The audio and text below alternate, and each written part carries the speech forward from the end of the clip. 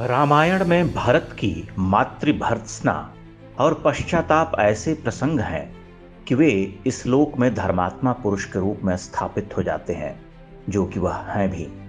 उनका आर्जव, प्रेम, करुणा तीनों मनुष्य के इतिहास में नई ऊंचाइयों को ग्रहण करते हैं।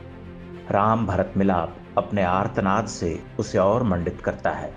आदमी व्याकुल होकर शतियों से उस प्रसंग को सुनता पढ़ता आया है, उदाहरण देता आया है, कहता आया है कि भाई हो तो भरत जैसा। लक्ष्मण तनिक उद्धत हैं, क्रोधी और कई बार अविवेकी, अधीर भी। किंतु लक्ष्मण का तप कितना कठोर है। वह तो विश्वामित्र के द्वारा राम को मांगे जाने के साथ ही राम की छाया बनकर रहे हैं। राम का वनवास उनका भी वनवास है।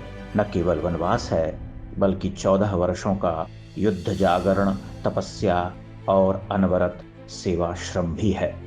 अपनी नई परिणीता का विकट विछोह है। वे परिणीता को त्याग कर राम के साथ ऐसे वन चले जाते हैं जैसे महान सन्यासी स्वर्ण मुद्राओं का मोह त्याग देते हैं।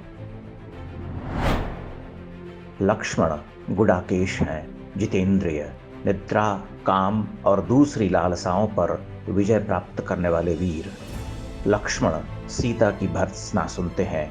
भ्राताराम के लिए युद्ध लड़ते हुए मृत्यु के मुंह में खुद को झोंक देते हैं। लक्ष्मण यायावर हैं। लक्ष्मण राम के अनन्य संदेशवाहक हैं। उनके चिर साथी, प्रियाहीन रघुनंदन के संबल, उनके रक्षा कवच। लक्ष्मण को इन 14 वर्षों की अनवरत सेवा, यात्रा, युद्ध, त्याग के पश्चात भी मुक्ति नहीं मिली है। वह सबके हिस्से का शोक लिए चलते हैं, राम के सबसे कठोर आदेशों को पालते हैं। माता समान भाभी सीता को वन में छोड़ने का भार भी लक्ष्मण को ही मिलता है। ऐसे क्षणों में उनका विद्रोह घन की तरह हृदय में जमता रहता है। वे वार्ता संवाद कर असहमति प्रकट करते हैं, किंतु न चाहकर भी अवज्ञा नहीं करते। लक्ष्मण के दुख का अंत यही नहीं है। वह राम द्वारा त्यागे जाते हैं। प्राण दंड से भी अधिक कष्ट साध्य है राम के द्वारा उनका त्याग। वे उसे पी कर रहते हैं। राम के द्वारा त्याग दिए जाने के पश्चात सौमित्र अपना नश्वर शरीर ही छोड़ देते हैं। गो वह राम के बिना अर्थहीन हो जाता है।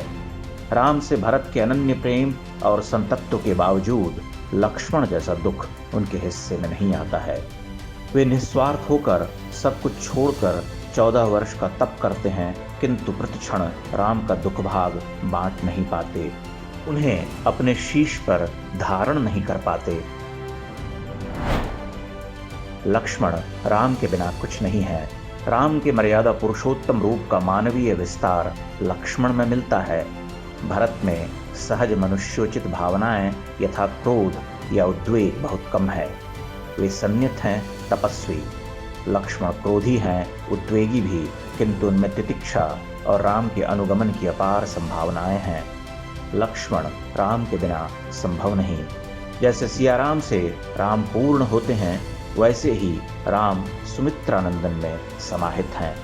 यूं तो रामायण के सभी पात्र एक दूसरे के पूरक हैं, किंतु राम से अविभाज्य पात्रों में सीता, भरत, हनुमान के अतिरिक्त लक्ष्मण की उपस्थिति विशिष्ट है।